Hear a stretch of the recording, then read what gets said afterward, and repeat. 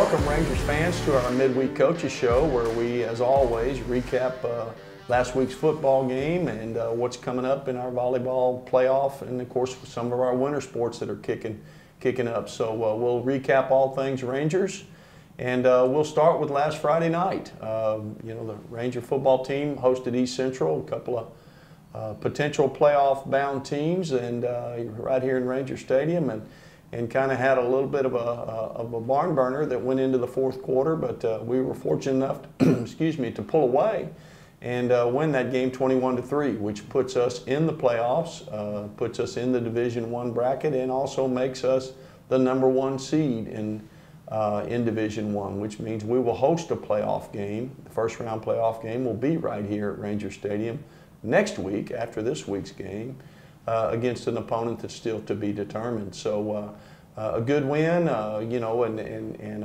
against a quality opponent who very likely will put themselves in the playoffs this week, depending on their outcome. So, Coach Westerfer, a little bit of a strange game. Really was.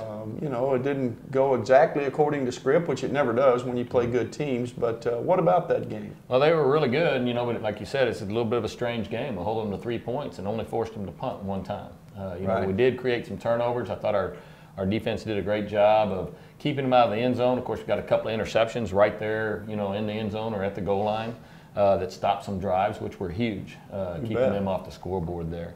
So I thought our kids did a good job of just staying patient. They'd been really explosive. We kept them from making the deep pass down the field, or getting the explosive run by and large. Right. And then, kept them out of the end zone, like I said, right there at the end, and created some turnovers when it mattered. Well, I think that's key. When you play in a league as good as ours, you can't always just stop them. But how many times can any team, including ours, go on an 8, 10, 12-play drive and knock it in the end zone without turning the ball over, without having some penalties or things that can kill drives? And if they do it once, can they do it again? And can they do it again? They can. And most of the time, the answer to that is no, they can't. And so, as you said, we kept the explosive plays from happening, made them drive it, and then eventually, usually a turnover, killed those drives. And we got 6 takeaways. I can't remember. Have we ever had 6 takeaways before? Not that I can remember. That's a lot for one game. It is. It is. Yeah. Now, and one of them was in a kicking game situation. A kickoff team went down and recovered a fumble. And then, of course, as you mentioned, 3 interceptions, 2 of them one in the end zone and right at the cusp of the end zone. And, kept them not only from scoring a touchdown, but even being able to attempt a field goal. So now offensively, Coach Hill, it's kind of a strange night. We moved the ball pretty regularly all night, but we had some drives get stopped by turnovers. Yes, sir. Yeah, we fell victim to that as well. We had some really long, sustained drives moving it, and we had 3 turnovers ourselves. So, just some things we need to improve upon, but nothing that it was just a blatant error where we have guys fighting for extra yards, and ball came out in a second effort type of a play. Right. But like you mentioned, we had a lot of yards. We ran the ball well. We threw the ball very efficiently, and then benefited from having a defense and special teams get us 6 takeaways as well. Right.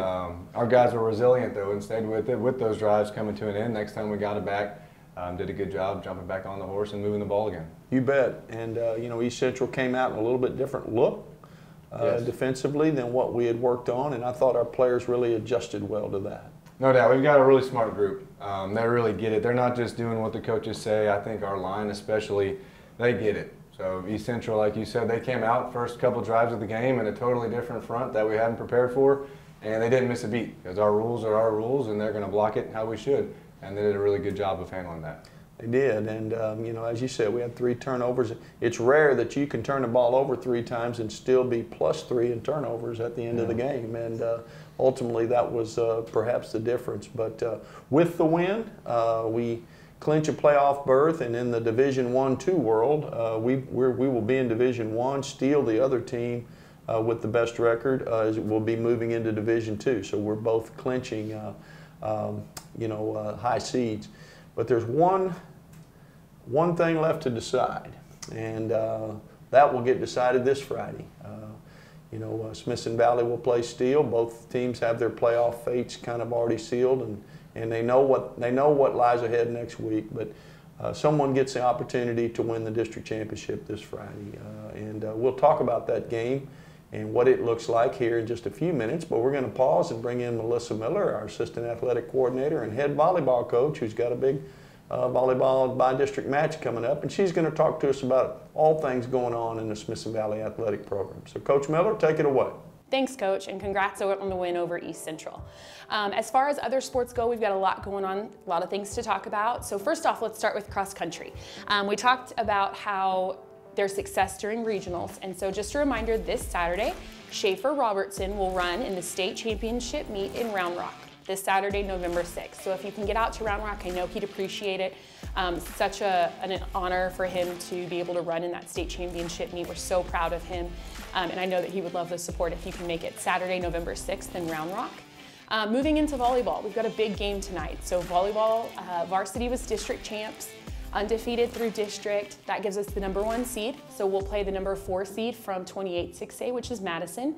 It's a big game for us. It's the same team the girls lost to last year, first round. So we've got a little bit of making up to do, but the girls have been working super hard.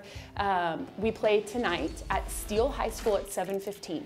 Tickets are online. You can go through the Steele website, or our Twitter has them linked.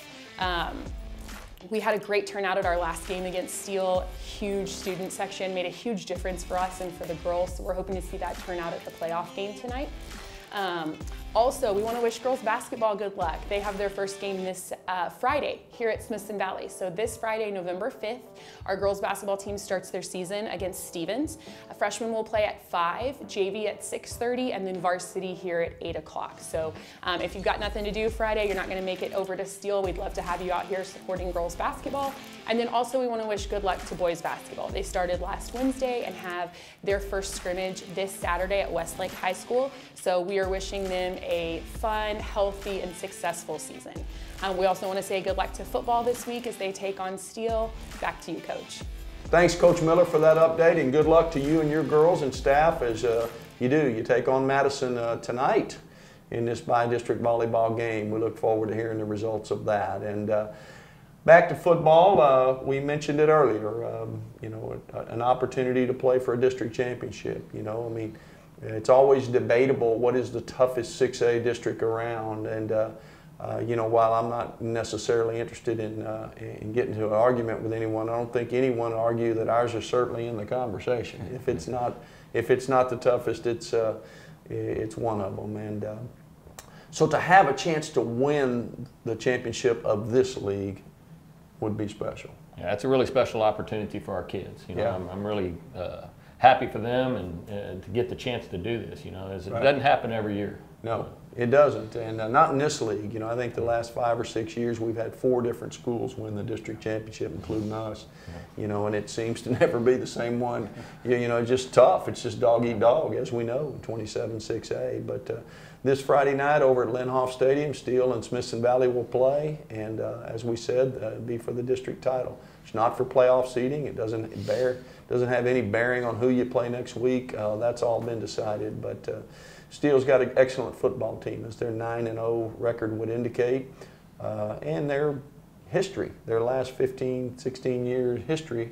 And what do they bring to the table, Coach Hill? Let's start with their defense. Defensively, like you mentioned, in our district's pretty tough. So we don't play a lot of bad ones, but they're right up there with the rest of the top defenses in the league that we've played. Really solid, some big defensive linemen up front that control their gaps. Really good run-fitting linebackers. And checking all 3 levels are pretty dang talented. So they're 9-0 for a reason. But good thing for us is we've been playing some big games all year long, playoff type of atmospheres the last couple of weeks. So I think that our guys are ready for it and looking forward to the challenge. Their offense, Coach Worstford, look a little different maybe than Steele teams in the past. A little bit. I mean, they're committed to running the football. They've got 2 really, really excellent running backs, and the quarterback can run the ball as well some. Throwing game-wise, they got a really dynamic receiver that they try and move around a lot and put in different locations and get him the ball. Yeah. And then their offensive line, much like Steele always is. I mean, they're big and they're well coached, and they execute very well. Well, and I think several of them are returning starters, so Yes, they're sir. experienced as well. Of course, after 9 games, I think everybody's experienced. But coaching staff's been in place for a while. Their tradition is in place. So, you know, we're not going over there with any real clear-cut advantage with regard to that. It truly is a game where we're going to do what we do, and they're going to do what they do, and we'll see. And right. Excited about the opportunity. And we hope Rangers fans will take the short trip over to Lindhoff Stadium and watch that game with the excitement that it brings. And if you can't, then as always, this game will be live on the Rangers Network. And for all you subscribers, you'll get that link sent to you. If you're not a subscriber, you can text the number on the screen and become a subscriber. And one way or the other, whether online or in person, we hope you'll come out and support us playing the Steel Knights for the district championship. Hope to see you there, and we'll see you next time.